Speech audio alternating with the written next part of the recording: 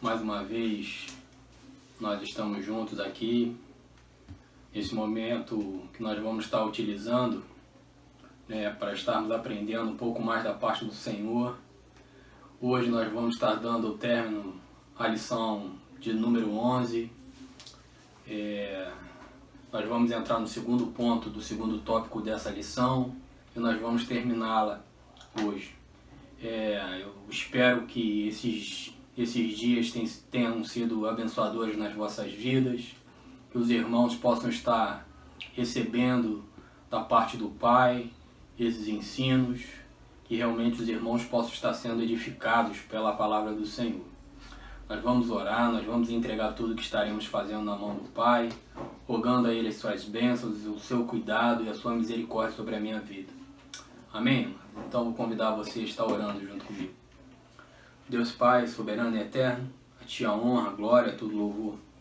Agradecemos o Teu nome pelo Teu cuidado, pelo Teu carinho, por estar sempre cuidando de nós, nos visitando dentro do Teu amor e do Teu zelo.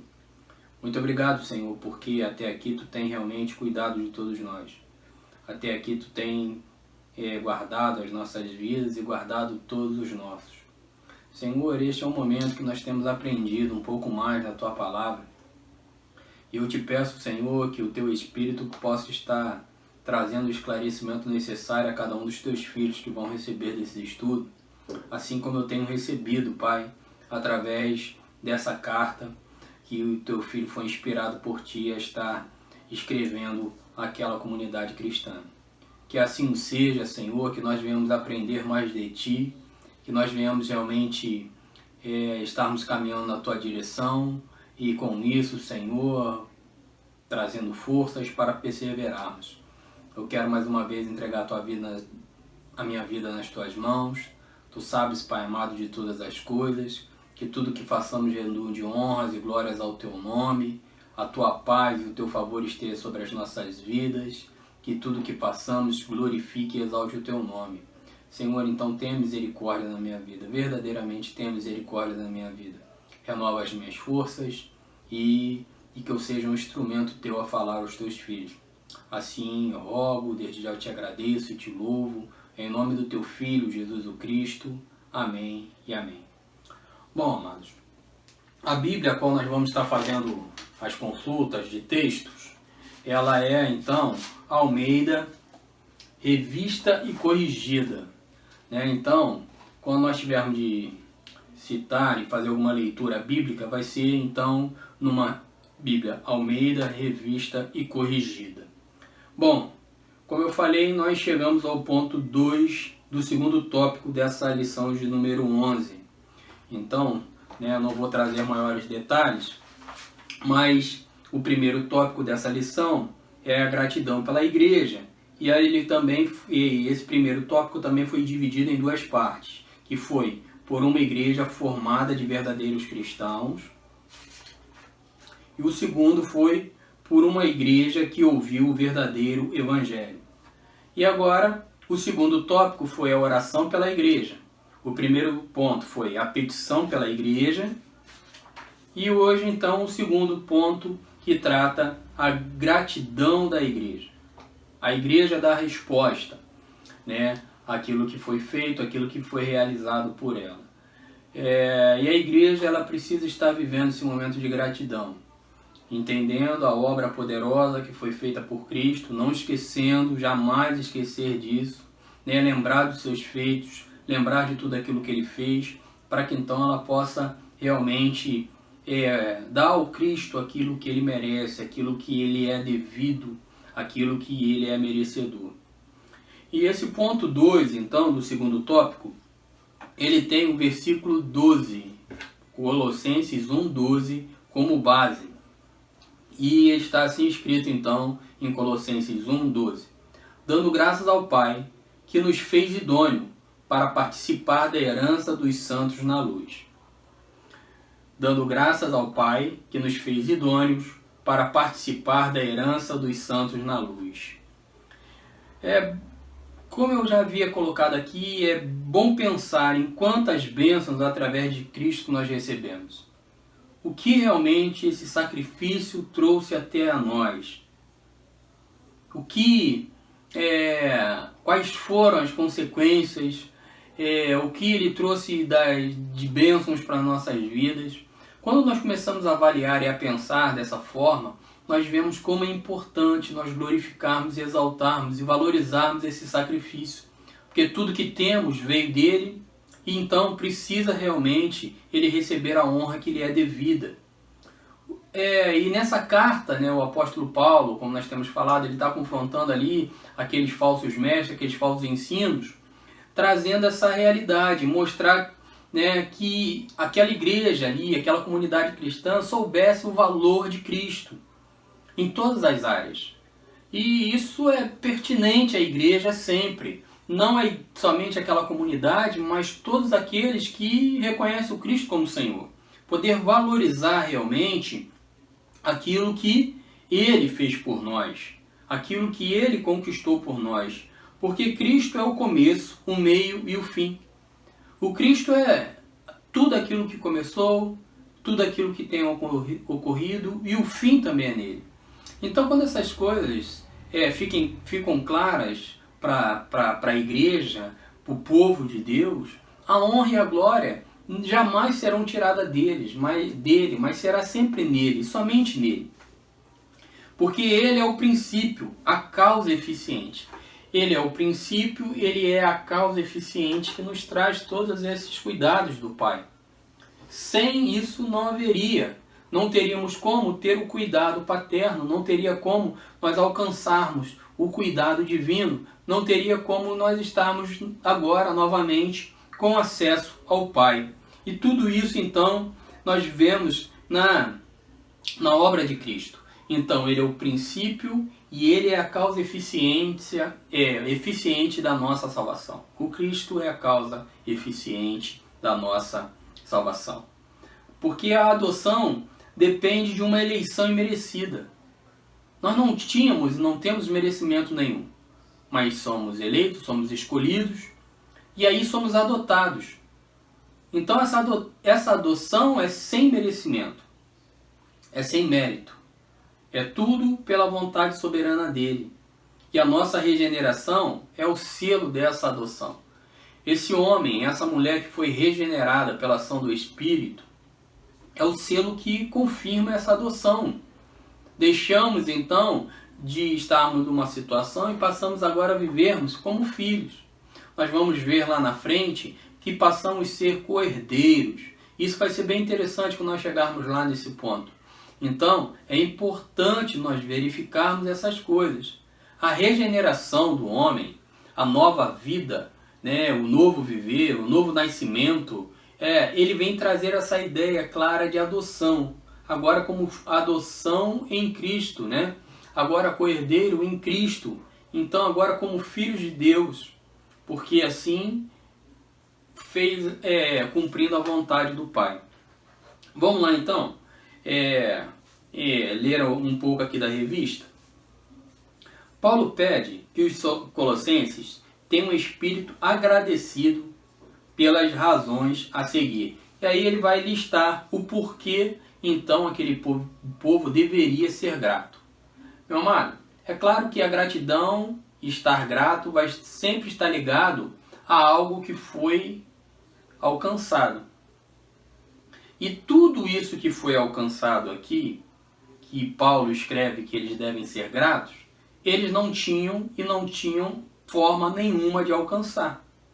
Então essa gratidão é muito maior, porque não havia e não tinha meios para que eles pudessem alcançar tão grandes bênçãos. O povo de Deus, a igreja do Senhor hoje, ela não tem outro meio a não ser Cristo. Então, precisamos colocar isso como verdade em nossa vida. Em nossa vida. Então, no versículo 12 de Colossenses 1, ele fala, dando graças ao Pai. Essa gratidão aqui só pode ser a Ele porque ela está vinculada às bênçãos da salvação e o que veio decorrente dela. Então, quando ele coloca aqui, dá graças, esse momento aqui é somente a Ele, somente ao Pai. Não havia e não tem como ninguém receber esse tipo de gratidão. Não tem homem, não tem nenhum tipo de ensino miraculoso, não tem nenhum tipo de denominação, não tem nenhum tipo de meios, a não ser ao Pai. Porque aprove a Ele nos escolher, aprove a Ele nos separar, aprove a Ele nos dar vida. Então, esse tipo de agradecimento aqui só pode ser dado a Ele, a mais ninguém, porque está ligado diretamente à salvação e tudo aquilo que trouxe a nós as consequências de sermos salvos em Cristo Jesus. E aí ele fala, dando graças ao Pai que nos fez idôneos,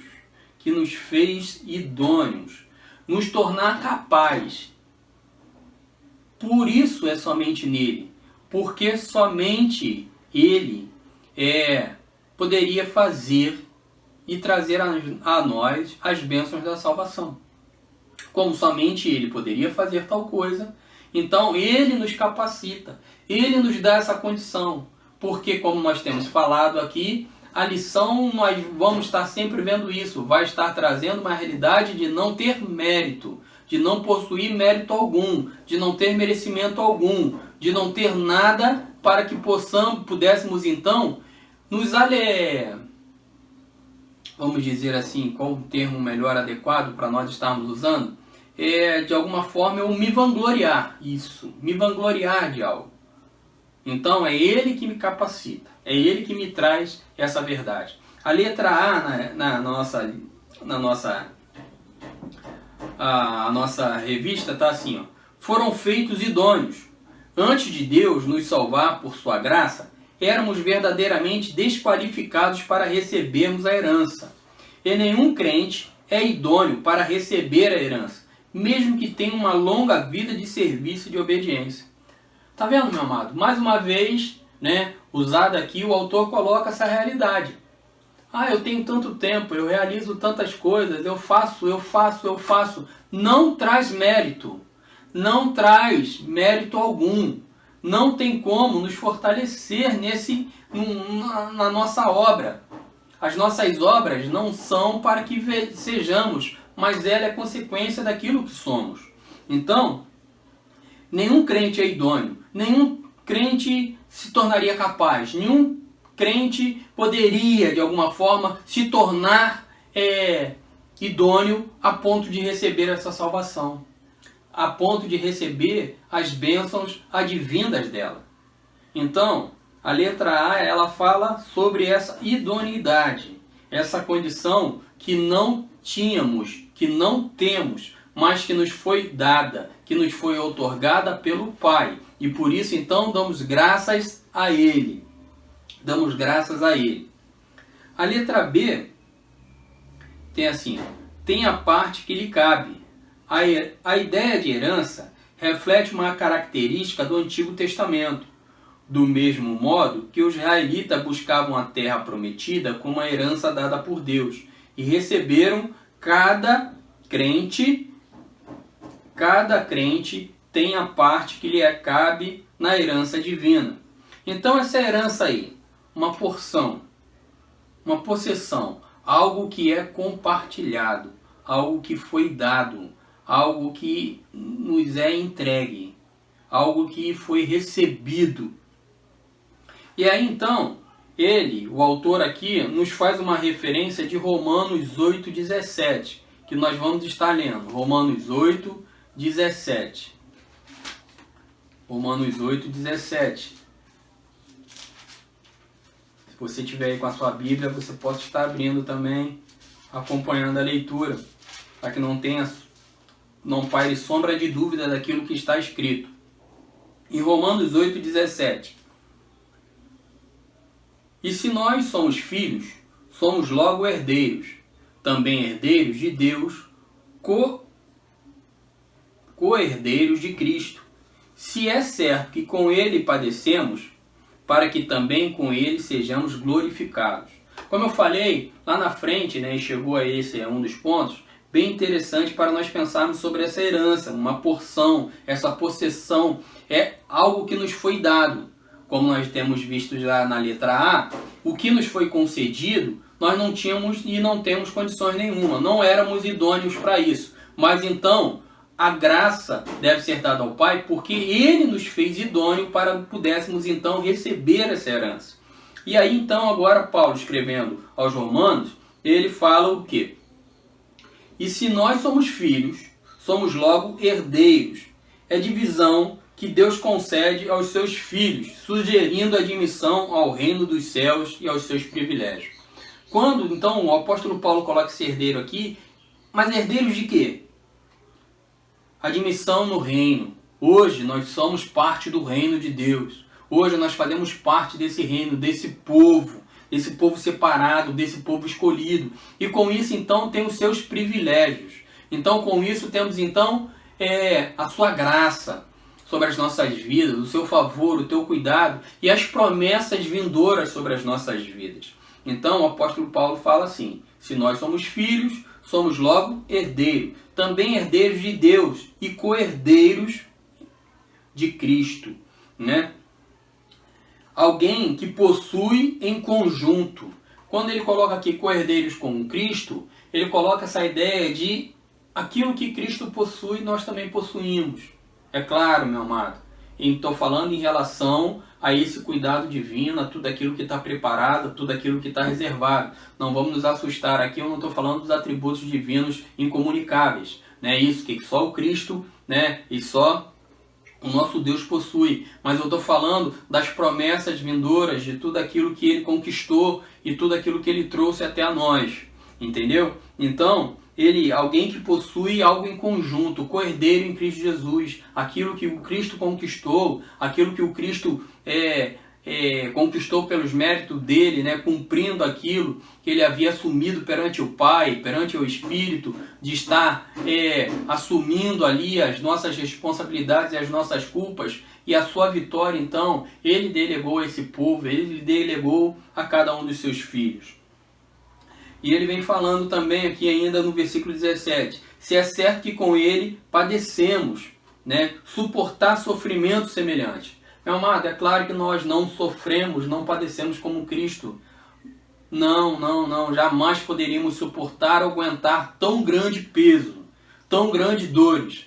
Mas agora em Cristo Jesus, nós vemos que tudo isso que ele fez por amor às nossas vidas, em obediência ao Pai e por amor às nossas vidas, está sobre nós, não é isso? E aí também, para que também com Ele sejamos glorificados, compartilhando da glória de outra pessoa. Então a glória que é devida a Ele, somente a Ele, por tudo aquilo que Ele conquistou, por tudo aquilo que Ele adquiriu, Ele vai compartilhar e vai dividir com os santos, com aqueles que são lavados e remidos no seu sangue. Pois então, não sofremos como Ele sofreu, mas morremos no nosso eu para que Ele vivesse em nós. Quando então o meu eu é crucificado crucificado ali, eu trago o meu corpo para a morte e eu trago as minhas vontades, os meus desejos e passo não mais viver eu, mas Cristo viver em mim. Então eu recebo esse cuidado divino e essa promessa, que é uma promessa que nos fortalece, que nos dá confiança, que nos renova as nossas forças. Tá bom, amados? E a letra C fala assim: recebem a herança dos santos na luz. Os cristãos tem mais do que um lugar santo onde viverão. Eles vivem na santa presença de Deus. Os santos na luz são as pessoas que têm sido separadas do mundo para serem de Deus. A herança pertence apenas a eles. Em 1 Coríntios 6, do 9 ao 10, Paulo faz uma pergunta retórica. Ou não sabeis que os injustos não herdarão o reino de Deus? E a seguir relaciona os tipos de pessoas que não irão herdar. Está em Colossenses 5, do 19 ao 21 e Efésios 5, 5.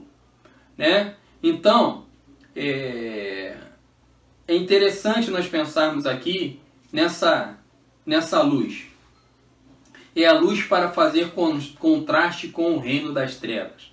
A luz que faz essa separação ao poder das trevas que outrora nós andávamos nela.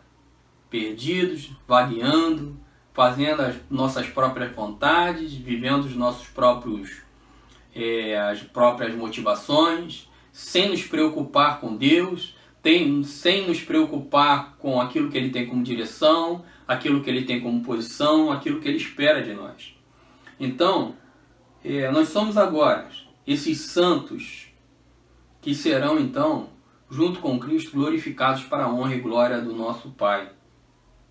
E assim então, nós veremos as recompensas daquele que tem feito e fez tudo pelas nossas vidas. Então, eu quero trazer para você que essas verdades estejam no seu coração, que essas verdades estejam então na sua vida. Então, meus irmãos, o autor continua aqui, da revista, nos trazendo mais algumas coisas. A herança é na luz. Luz representa as duas realidades. Intelectualmente, representa a verdade. Salmo 119, versículo 105. E moralmente, representa a pureza. Efésios 5, do 8 ao 14. Em contraste com a herança terrena de Israel, a herança dos santos está na luz, o reino espiritual da verdade e pureza onde Deus habita. Quando alguém é salvo, Deus lhe concede imediatamente a idoneidade para desfrutar o céu, embora a herança esteja reservada nos céus. E aí ele cita aqui 1 Pedro 1,4. 1 Pedro 1,4. E aí, mais uma vez, nós vamos estar lendo aqui as Escrituras. 1 Pedro 1,4. Que está assim, ó. Para uma herança incorruptível, incontaminável, e que se não pode murchar, guardada nos céus para vós. Então, reservada para o uso futuro. Aonde? Nos céus. Aonde, quando o apóstolo Pedro utiliza assim essa ideia de céu, essa recompensa final, aquilo que nós esperamos, aquilo que nós aguardamos, esse porvir com Cristo, esse porvir com o Pai, tudo aquilo que é promessa divina que estaríamos recebendo. Então ele fala que essa herança que é incorruptível, né, que ela não vai se corromper, que ela não vai se contaminar, ela não pode murchar, como as coroas então que eram dadas de louros, né, aos vencedores dos jogos que tinham então os seus vencedores. O apóstolo Paulo coloca aqui que aquilo que está reservado para nós jamais irá acontecer isso. Ela jamais irá murchar, ela jamais irá se contaminar, ela jamais irá se corromper. E é isso que está reservado para nossas vidas. É isso que eu quero colocar aqui para você. Persevere, não pense em parar, né? Esses momentos difíceis, os momentos de maiores dores, mas continue olhando para a promessa, continue confiando em quem crê, em quem fez a promessa, continue firmado naquilo que o Senhor tem lhe dado e tem entregue nas suas mãos. Tá certo, meu amado? Então, quando ele cita aqui 1 Pedro 1,4, né, o autor coloca aqui, reservada nos céus, e quer dizer justamente o quê? O uso futuro. E esse céu com a ideia da gloriosa recompensa final. Meu amado, o que está reservado para todos nós, aqueles que são filhos, todos aqueles que são filhos, são coisas que olhos não viram, ouvidos não ouviram, tudo que está reservado para aqueles que são filhos. Tudo aquilo que está reservado para aqueles que são filhos. O crente recebe aqui na terra o Espírito como penhor da sua herança, e de modo que dela já desfruta. E aí 2 Coríntios, vou convidar você, vamos lá, 2 Coríntios.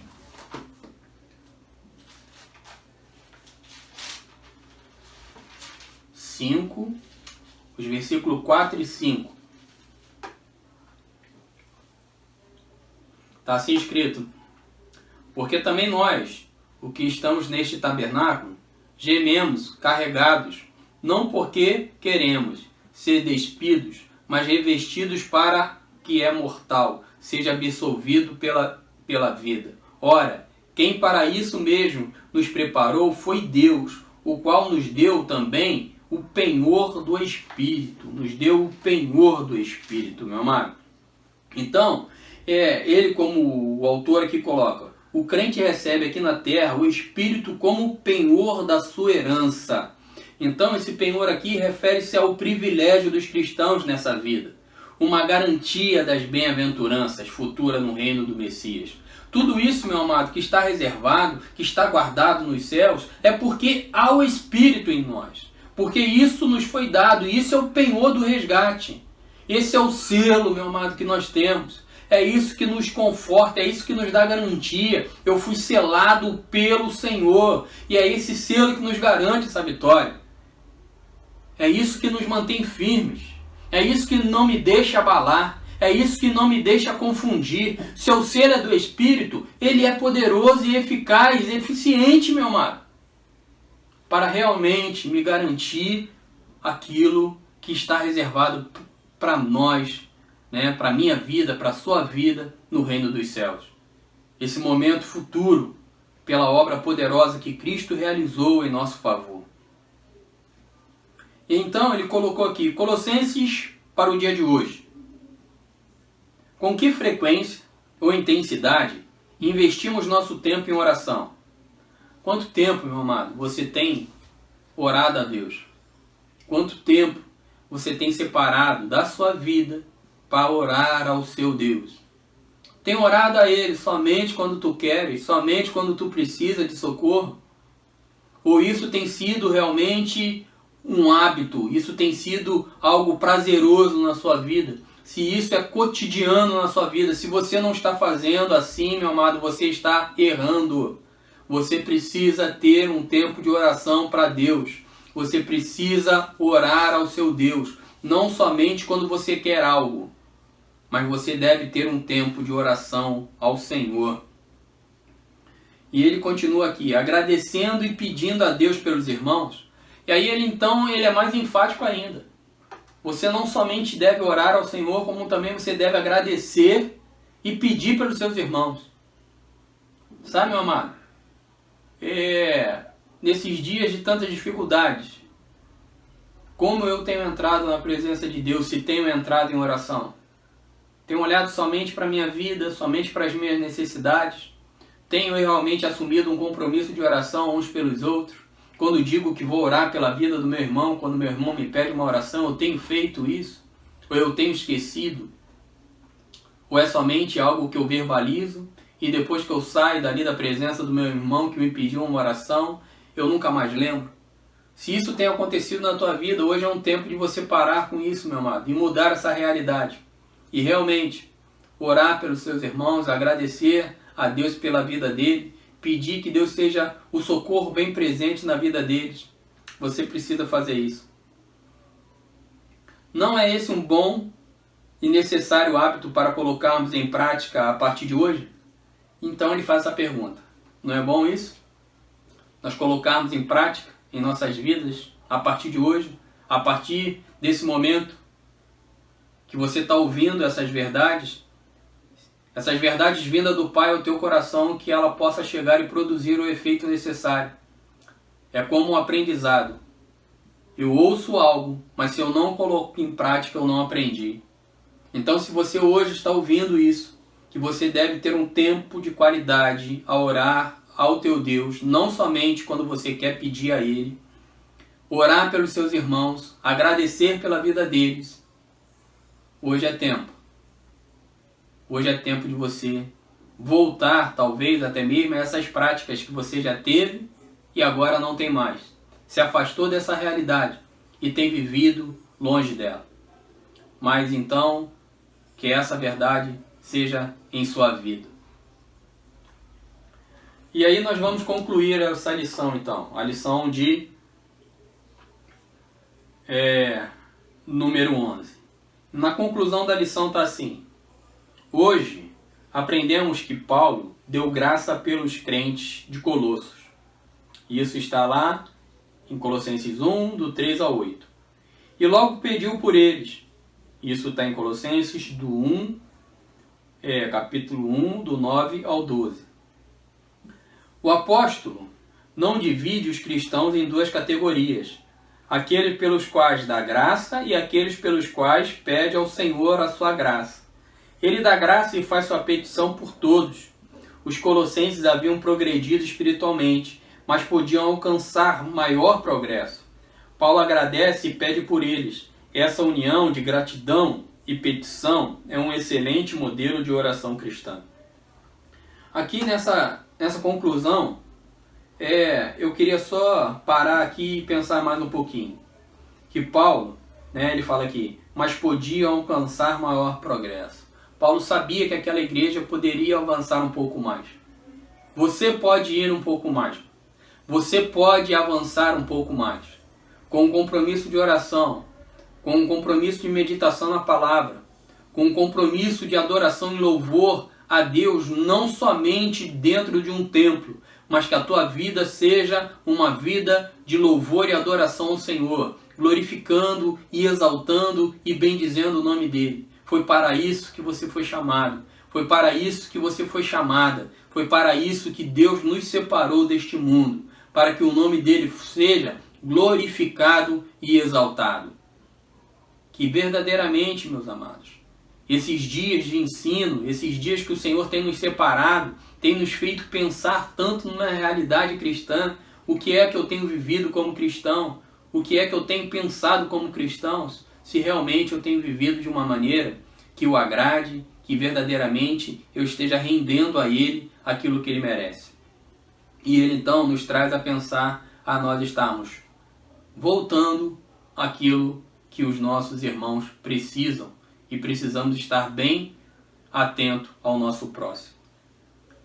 E aí eu queria então orar nesse momento, agradecer pelo tempo que passamos aqui junto, pedir ao Deus que Ele esteja falando aos nossos corações, trazendo graça às nossas vidas. Você que talvez esteja com dúvida daquilo que eu estou falando, não tem ainda essa certeza, que essas coisas têm sido trazidas da parte do Pai, quando então te chama a você orar, a você meditar na palavra, a você parar um tempo da tua vida, um tempo do teu dia para dar ao seu Deus. Ore, pergunte a Ele se não é a vontade dele sobre a sua vida. Vamos orar ao Pai. Deus, muito obrigado, porque Tu tem renovado as nossas forças. E eu entendo, Pai amado, assim como a igreja de Colossos, Tu, Senhor, deseja que venhamos prosseguir em conhecer a mais a Ti. Pois assim está escrito na Tua palavra. Devemos prosseguir em conhecer o Senhor. Senhor, cada um dos Teus filhos que estão em uma posição, leve a eles se aprofundarem mais a Ti, Deus, e conhecerem mais daquilo que Tu és, daquilo que Tu tem reservado para a vida deles. Senhor, quantos dos Teus filhos estão em dúvidas, Senhor, sobre o seu chamado, sobre o que fazer, como, Senhor, produzir algo que lhe agrade. Senhor, revela, Senhor, a eles, Pai, aquilo que Tu tem para cada um deles. Seja misericordioso conosco, Pai amado. Se temos negligenciado a oração, se temos negligenciado, Pai amado, a leitura da palavra, se temos, Senhor, negligenciado um tempo de meditar na Tua palavra, Senhor, os dias, as horas correm tanto, nós temos tantas coisas para fazer e nós colocamos e erramos, Pai amado, quando colocamos, Pai, a urgência no lugar, Senhor, daquilo que é prioridade. A prioridade está aos Teus pés, Pai amado.